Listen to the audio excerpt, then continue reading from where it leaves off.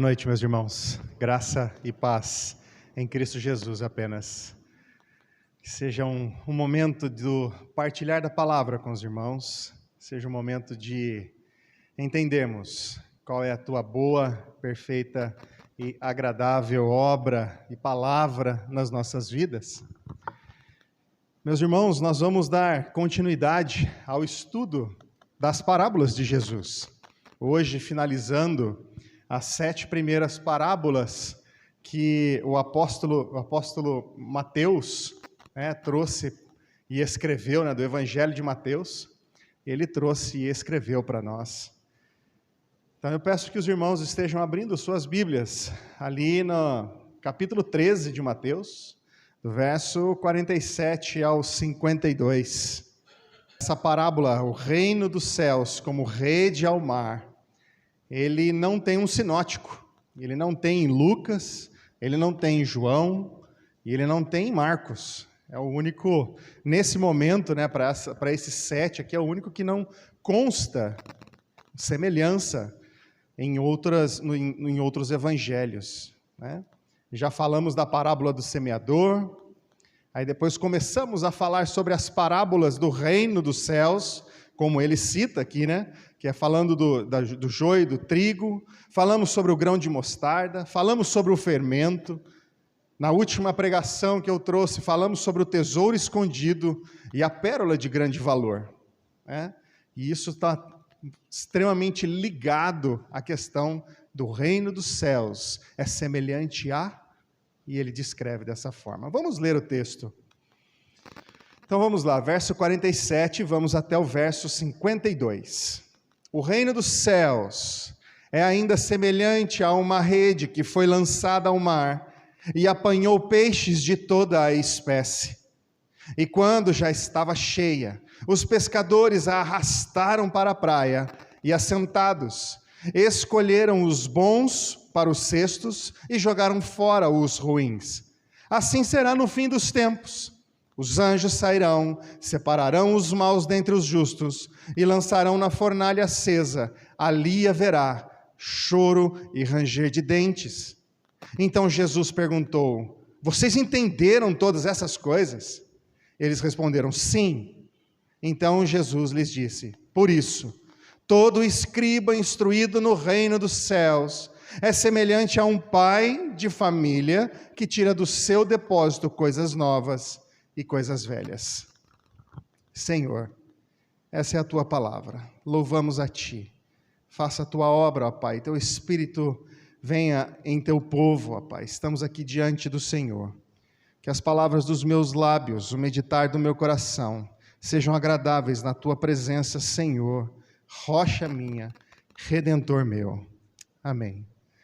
Meus irmãos, quantos aqui já tiveram a oportunidade de pescar? Pescarias? Olha, temos alguns aí, pode levantar sua mão, não tem problema não. Olha, tem bastante gente que gosta de pescar, graças a Deus por isso. Eu estou aprendendo, não fui um fã, mas lembro-me apenas de uma pequena pescaria. Eu acabei não indo nessa, porque eu estava trabalhando, mas meus filhos, minha esposa, e meu sogro e minha sogra foram. E minha sogra estava de um lado do pesqueiro, meu filho e meu sogro do outro lado, a Karina do outro. E de repente, meu filho foi lá conversar com a minha sogra, e na hora que ele estava chegando, a vara começou a mexer. Fisgou alguma coisa. E ele já deu um berro: vó, vó, vó. E puxaram e fizeram aquela arruaça. E de repente vem no anzol o quê? Uma piramboia.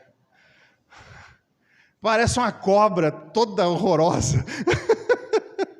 Horrorosa. Imediatamente minha sogra começou a rir, já caiu do banco, já fez aquela estardalhaça, minha sogra, quem conhece. E foi muito engraçado esse momento. Inclusive veio um senhor com um facão na mão, já a ponto para matar aquilo ali e jogar fora. Era algo esperado? Você vai buscar o quê? Um peixe. A nossa parábola aqui de hoje, ela vai tratar muito sobre isso. Vai falar sobre uns e outros. Há uma distinção. Mateus diz que Jesus, em seguida, mudou o foco. Nós estamos falando sobre pérola, o tesouro escondido, e já na sequência ele lança essa questão da rede. Ele vai para uma analogia dos pescadores, algo que eles viviam naquele tempo, tanto que uma boa parte dos discípulos eram pescadores, conhecedores, né? Ele contou essa terceira parábola, cujo objetivo básico era exortar e fazer um alerta. O reino dos céus é ainda semelhante a uma rede que, lançada ao mar, recolhe peixes de toda espécie. E quando já está cheia, os pescadores arrastam-na para a praia e, assentados, escolhem os bons para os cestos e os ruins deitam fora. Assim será na consumação dos séculos. Sairão os anjos e separarão os maus dentre os justos e lançarão na fornalha acesa. Ali haverá choro e ranger de dentes. Essa é uma parábola que vai falar sobre o fim dos tempos, meus irmãos. Jesus estava falando sobre um dos métodos utilizados pelos pescadores no mar da Galileia. Eles às vezes usavam redes que são verticais, que eram estendidas atrás de um barco ou esticadas entre duas embarcações, as quais capturavam grandes quantidades de peixes. Haviam mais de 25 tipos de peixes ali no mar da Galileia. Algumas delas eram comestíveis, as outras não, mas a rede não fazia distinção de espécies. Ela pegava tudo que cruzava no seu caminho. Logo após ser arrastada e ficar repleta, a rede era trazida à praia e os pescadores começavam a separar os peixes. Alguns podiam ser levados ao mercado, mas outros não eram comestíveis. Portanto, eles empilhavam os peixes bons e os peixes ruins em montes diferentes. Jesus disse que o reino dos céus é semelhante a isso. Na igreja visível há tanto crentes quanto incrédulos, trigo e joio, segundo os termos da parábola que nós vimos umas pregações para trás, lá em Mateus 13, de 24 a 30. Porém, no último dia, os anjos de Deus separarão os salvos dos não salvos, os justos dos injustos, aqueles que aceitam o reino proclamado por Jesus, daqueles que o ignoram, daqueles que o rejeitam, que passa ao largo, né? Não querem nem saber. E não apenas isso. Aqui nessa parábola vemos Jesus olhando para os discípulos e vendo que são pescadores. E a analogia da pesca se dá da mesma forma, como o joio e o trigo, que os discípulos saíram a semear e aqui saíram para pescar. Por ocasião daquela pesca maravilhosa no lago de Genezaré, se os irmãos se lembram bem, domingo passado pela manhã, pastor Fábio trouxe essa mensagem para nós e foi maravilhoso. Jesus os havia chamado para serem pescadores de gente. Pedro, naquele tempo chamado Simão, o pescador, e seus 3 companheiros de pesca, na verdade, tornaram-se os primeiros discípulos que Jesus chamou para segui-lo. Eram 2 pares de irmãos, Simão e André, Tiago e João. Por meio da parábola, Jesus quer dizer que os seus seguidores, e o que vale para nós também hoje, que somente na eternidade será revelado quem terá herança.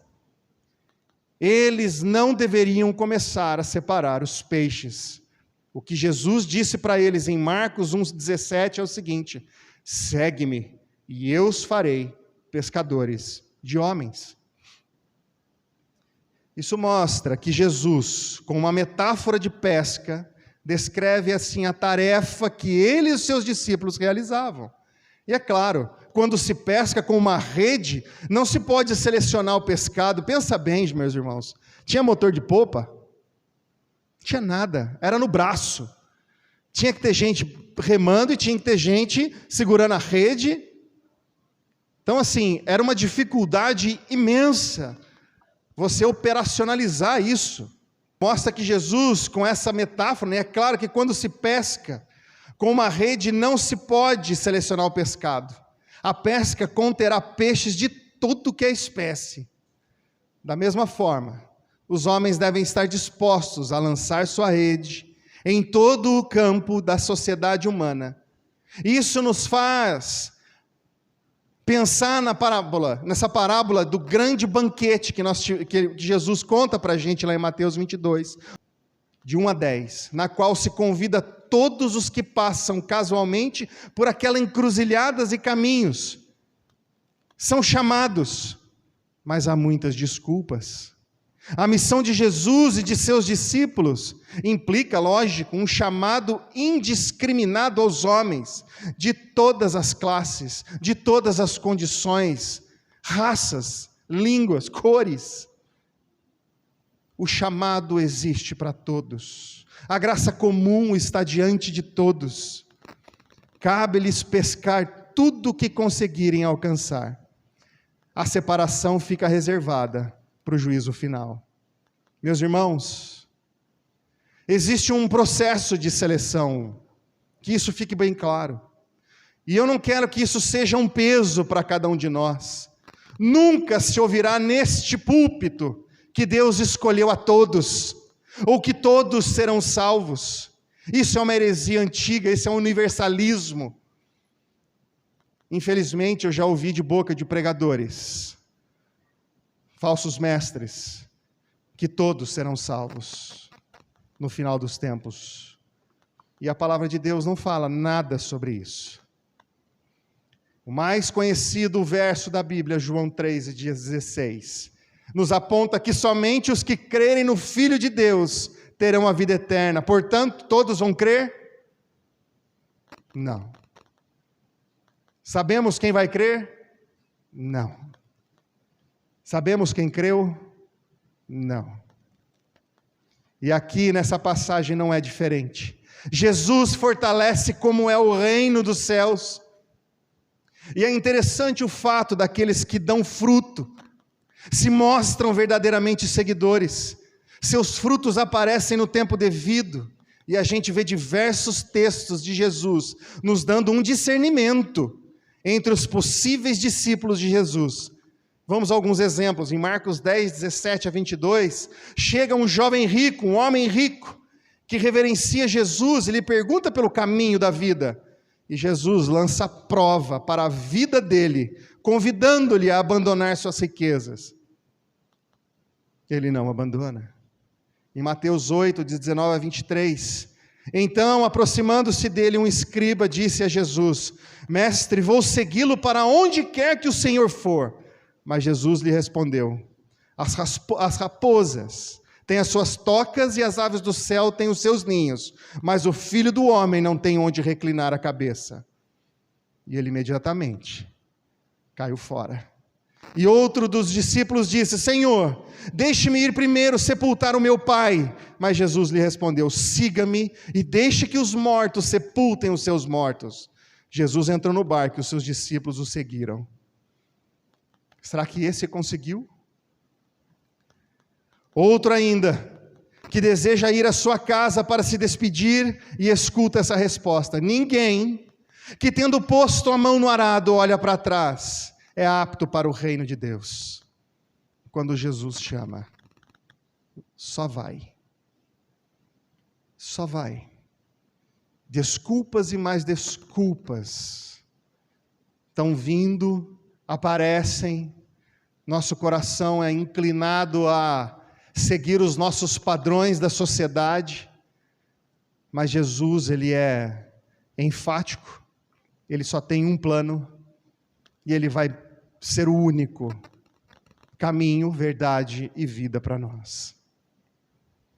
Temos ouvido aí para fora em alguns evangelizadores sobre o Evangelho de Jesus.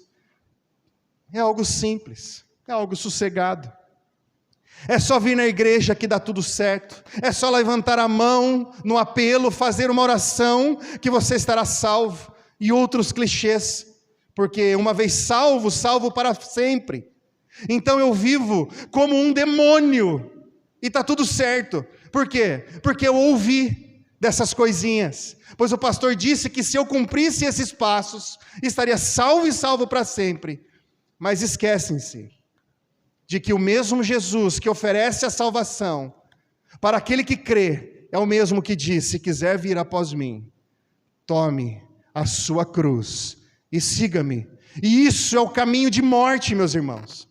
Morte para os seus desejos, morte para as suas vontades, morte para o pecado que te afasta de Cristo. Portanto, isso não é simples, isso vai custar tudo, isso vai custar a sua vida. Esse é o caminho, esse é o peixe que vai ser separado. Nós muitas vezes somos colocados à prova nesse sentido. São tantas coisas que aparecem nas nossas vidas, que a gente não consegue perceber aquilo que é realmente o que a palavra de Deus diz para nós. Me preocupa muitas vezes a indecisão de alguns, por não estar fortalecidos, bem fundamentados. Hoje o pastor pregava pela manhã a respeito dos fundamentos de quem é Cristo. Os fundamentos por que estamos na igreja. Quais são os fundamentos da nossa fé em Cristo? E nessa parábola Jesus nos mostra que somos como esses peixes, dentro e fora de nossas congregações, independente de raça, gênero, língua, cor, classe social, se tem amigos, se não tem amigos, se está sozinho, está casado, e tantas outras coisas que esse mundo inventa para nos discernir um dos outros. Meus irmãos, se não leram as cartas pastorais, peço que leiam. Pode ser para Timóteo, para Tito. O apóstolo João deixa nas suas cartas também grandes indicações de comportamentos, práticas cristãs para as nossas vidas. Começamos a estudar com os adolescentes, 1 João, a ideia é justamente mostrarmos a prática do que é ser um cristão, como vivemos para Cristo, não no intuito apenas de agradá-lo, mas é para ter vida. Então aqui em 1 Timóteo, no capítulo 3, do verso 14 em diante, ele vai falar assim: escrevo essas coisas a você, esperando ir vê-lo em breve. Mas se eu demorar, você saberá como se deve proceder na casa de Deus, que é a igreja do Deus vivo, coluna e fundamento da verdade. Sem dúvida, grande é o mistério da piedade. Aquele que foi manifestado na carne, foi justificado em espírito, visto pelos anjos, pregado entre os gentios, crido no mundo, recebido na glória. De quem ele estava falando aqui, meus irmãos? É Jesus, vivo, que veio, esteve entre nós, nos justifica, nos dá o poder da vida, através dele, quando cremos nele. Mas olha o que acontece na sequência, lembre-se, o capítulo 4, não existe separação de capítulos numa carta. E ele dá continuidade, ali no capítulo 4, verso 1, ora, o Espírito afirma expressamente que, nos últimos tempos, alguns apostatarão da fé, por obedecerem a espíritos enganadores e a ensino de demônios, pela hipocrisia dos que falam mentiras e que têm a consciência cauterizada, que proíbem o casamento e exigem abstinência de alimentos que Deus criou para serem recebidos com gratidão pelos que creem e conhecem a verdade. Pois tudo o que Deus criou é bom, e se recebido com gratidão, nada é recusável, porque é santificado pela palavra de Deus e pela oração. Tantas coisas são colocadas para nós, que nos afastam do verdadeiro evangelho. Ele tinha acabado de falar a respeito daquele que foi manifestado na carne, foi justificado em espírito, visto pelos anjos. Ele tinha acabado de falar isso. Mas ao mesmo tempo ele vê o cenário da igreja de Éfeso sendo liderado por Timóteo, numa situação onde eles apostatarão da fé, obedecerão espíritos enganadores, ensinos de demônios. Olha o que acontecia dentro da igreja, meus irmãos, somos atacados todos os dias. O pecado está na nossa frente todos os dias. Então nós devemos nos fortalecer, meus irmãos. As cartas pastorais, elas nos mostram, nos apontam práticas em como devemos viver, seja aqui no púlpito, como em qualquer ponto da congregação, cada um dos meus irmãos reverenciando ao Senhor. Meus irmãos, os atrativos desse mundo são imensos. Quais são as prioridades que estamos apontando em nossas vidas? Precisamos estar em Cristo, seguir seus passos, cumprir, obedecer. É o mínimo, como cristãos devemos fazer. O termo ímpio é abrangente. Ele se refere também àquelas pessoas que na aparência fazem parte da igreja, mas no íntimo não tem qualquer ligação com a igreja verdadeira. Com a boca confessam o credo apostólico, mas no coração não possuem uma fé genuína em Cristo Jesus. São esses que estão no meio de nós. Não é fácil para nós aqui de cima, com a possibilidade apenas de olharmos, que os irmãos possam nos enxergar. Não é fácil para nós falarmos algo desse sentido. Não é fácil para nós olharmos para a congregação, mas a palavra nos diz que vai ter joio, vai ter trigo, vai ter os peixes bons, vai ser aqueles que serão lançados fora. Não sou eu. Tem uma mensagem no meio empresarial que diz: não atirem no mensageiro, ou don't shoot the messenger, porque eu trago a mensagem que não é minha, mas é do meu Senhor, para cada um de vocês, e isso precisa entrar no coração e trazer um desafio, uma transformação nas suas vidas. Precisamos clamar ao Senhor. Então a rede significa a missão, a mensagem de Jesus. Lançar a rede é pregar o Evangelho, através dos mensageiros de Jesus, que são colaboradores, são irmãos, são evangelistas, na construção e na expansão do reino de Deus, no reino dos céus. A rede é lançada ao mar dos povos, a fim de pescar almas. O mar são todas as pessoas. A rede é arrastada por esse mar de pessoas, e os peixes são pescados. Conseguir os peixes é consequência da ordem missionária de Jesus. Marcos 16:15 fala: ide por todo o mundo, proclamai o evangelho a todas as criaturas. Quem crer e for batizado será salvo. Quem não crer será condenado. Na parábola da rede, os pecadores lançam a rede, juntam o que conseguirem apanhar e separam os peixes. Na interpretação, são os anjos que vêm e separam os ímpios dos justos. Assim, podemos deduzir que os pescadores também pertencem à multidão da qual os anjos recolherão os ímpios. Os ímpios serão retirados da multidão dos justos. A graça de Deus busca a todos e é oferecida a todos. Por isso, todas as pessoas cabem na rede. A decisão sobre quem será salvo e quem será condenado é prerrogativa de Deus. Por isso é impossível, durante a pesca, organizar uma comunidade pura. A última separação acontecerá somente na eternidade, meus irmãos.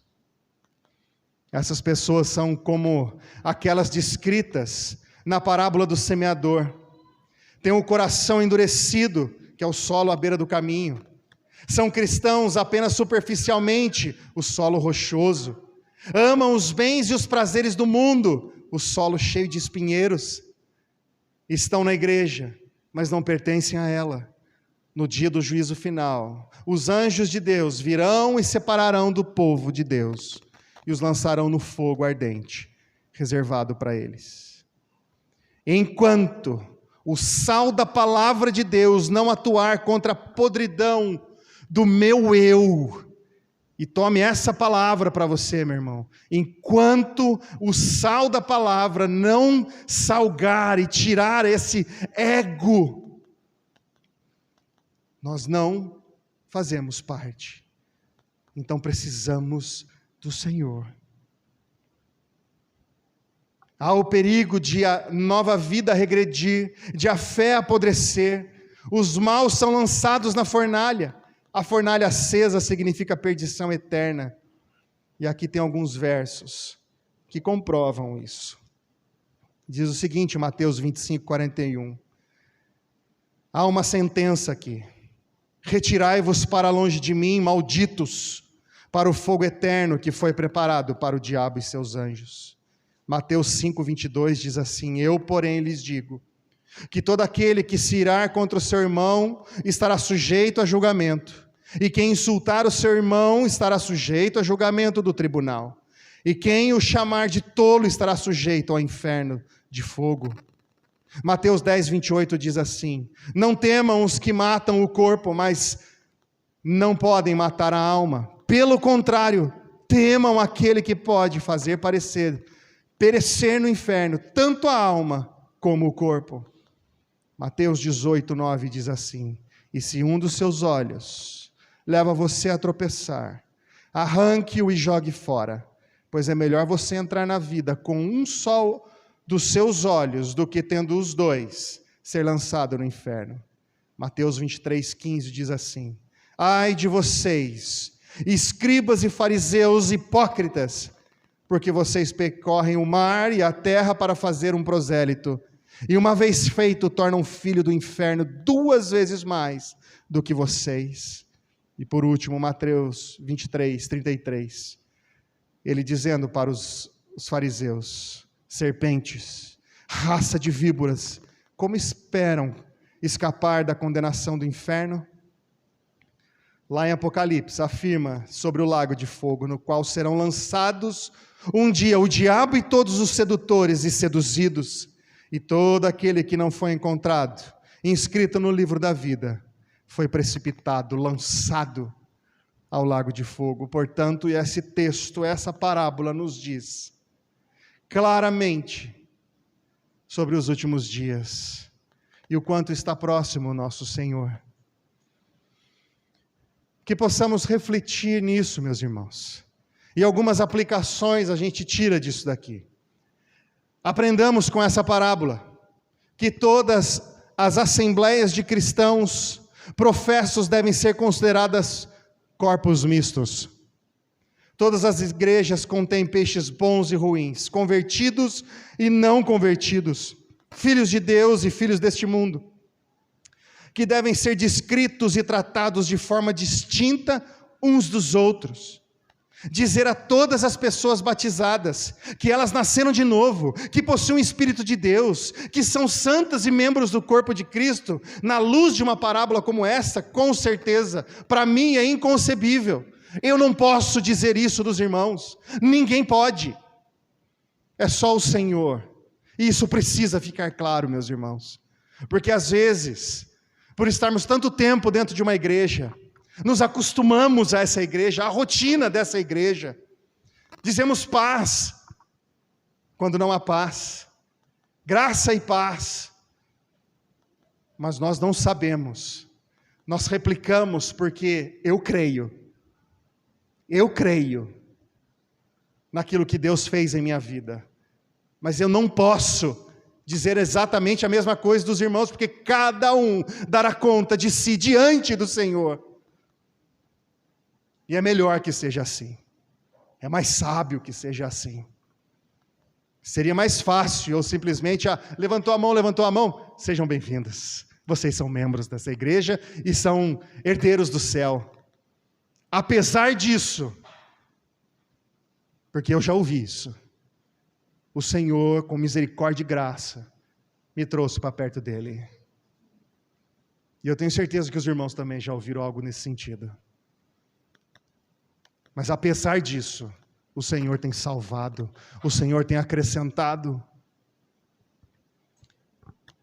Infelizmente, esse pode ser um modo, meio bajulador, falar essas coisas para as pessoas, mas é difícil que venha a fazer o bem ou salvar uma alma. É uma maneira calculada de promover a justiça própria e ninar os pecadores dormentes.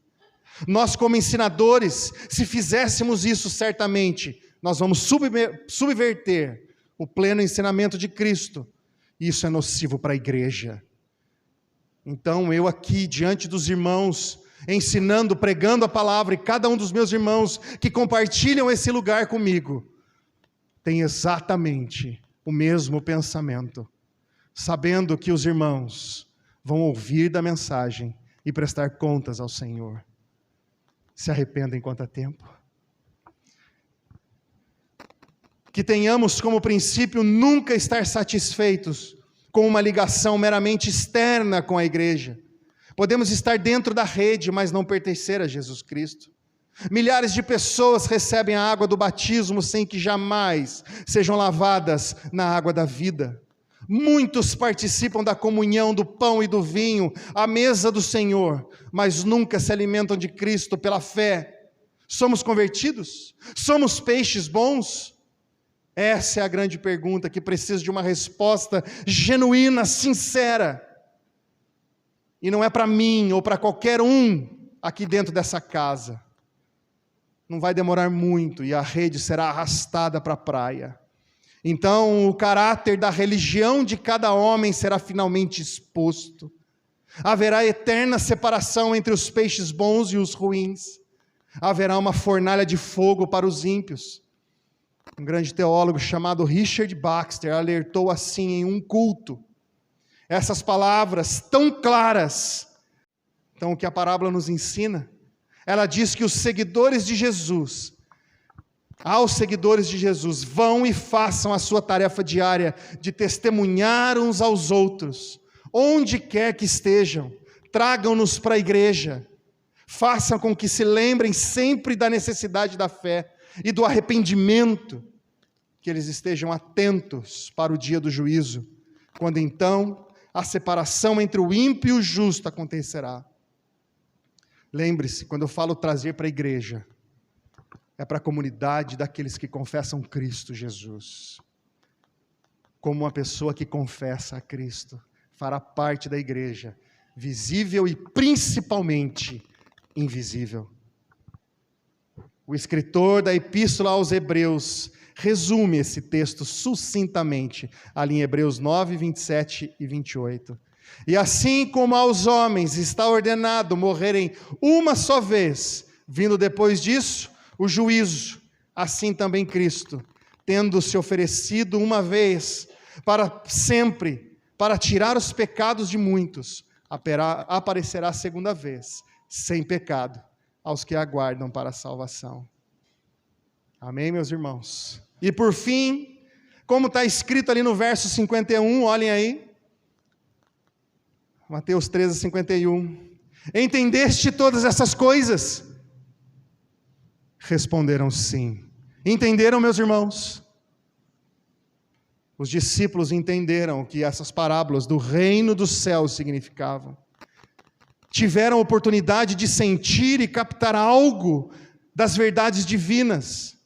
No povo de Israel, os escribas estavam impedidos de compreender. Não sei se vocês se lembram. Quando eu fiz a introdução das parábolas, eu falei o porquê começou a falar sobre parábolas. Os escribas, os fariseus, aqueles hipócritas, acusaram Jesus e pecaram contra o Espírito e nunca mais tiveram acesso ou a oportunidade de ser revelado a eles a salvação em Cristo Jesus. Então Jesus começou a falar em parábolas, porque não queriam dizer sim para Jesus. Por isso não se encontravam mais dentro do reino dos céus, mas estavam fora. E no capítulo 23, Jesus expressa sua condenação dos mestres do povo. Então aí no verso 52, para finalizarmos. Então lhes disse, por isso, todo escriba versado no reino dos céus é semelhante a um pai de família que tira do seu depósito coisas novas e coisas velhas. Jesus estava dizendo que um mestre da lei, que se tornou discípulo do reino dos céus, tem a capacidade de tirar ensinos antigos e ensinos novos do seu tesouro, do seu depósito. A ênfase é que esse homem se tornou discípulo, seguidor de Jesus, cidadão do reino, conheceu ao Senhor e foi conhecido por Deus. E por ter essa nova característica de se humilhar e depender das explicações e da iluminação do Espírito Santo do Senhor, para entender plenamente a mensagem do Evangelho, este homem recebeu capacidade para extrair ensinamento tanto da antiga história redentora, que apontava para Cristo. Eles conheciam a Torá, eles conheciam os feitos de Deus, diante dos apóstolos, dos profetas, dos discípulos. Eles conheciam toda a história que apontava ao Messias, apontava ao Redentor. E agora conhecia dos novos atos redentores, que marcavam a presença do reino através de Cristo, o Messias. Mas Jesus também fez uma comparação dizendo algo profundo, não somente para os 12 apóstolos, mas para todos nós, que somos seus discípulos.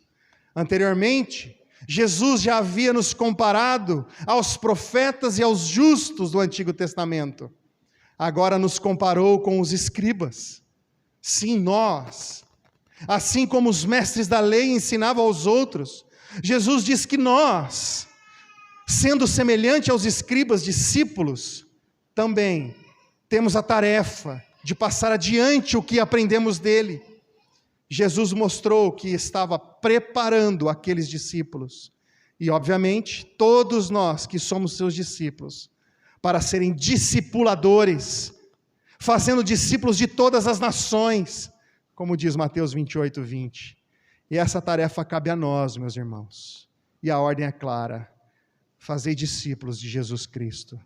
E é nosso privilégio participar desse bendito ministério. Somos nós, meus irmãos, todos nós aqui, que agora conhecemos, assim como esses escribas, conheciam todo o Velho Testamento, toda a lei. Por isso, enfatizamos tanto a questão do ensino nessa igreja, para que tenhamos a clara compreensão, para mostrar aquilo que, dentro da interpretação da palavra, sejamos iluminados pelo Espírito no entendimento da sua própria palavra, daquilo que aconteceu e apontava para Jesus. E agora, quando cremos, vemos esse Jesus que já veio e nos redime com sua vida ressurreta. Ele é Senhor.